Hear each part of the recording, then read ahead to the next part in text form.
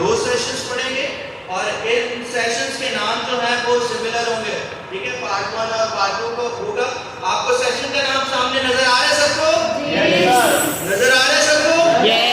Okay, सब मिलकर पढ़ेंगे। जब मैं 1 2 3 करूंगा तब आपने मिलकर पढ़ना है, ठीक है। तैयार है? 1 2 2। बच्चे की मसीह तक रहनुमाई कैसे की जाए? आपका ध्यान ही नहीं इधर। चले जी दोबारा से 1 2 3। बच्चे की मसीह तक रहनुमाई कैसे की जाए? ओके जी, सेशन है हमारा 1 और इसका जो टॉपिक है बच्चे की मसीह तक रहनुमाई कैसे की जाए।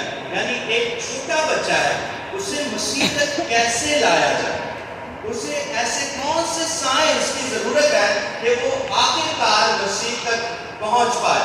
तो इससे कबल कि हम आगे पहुंचे या आगे बढ़े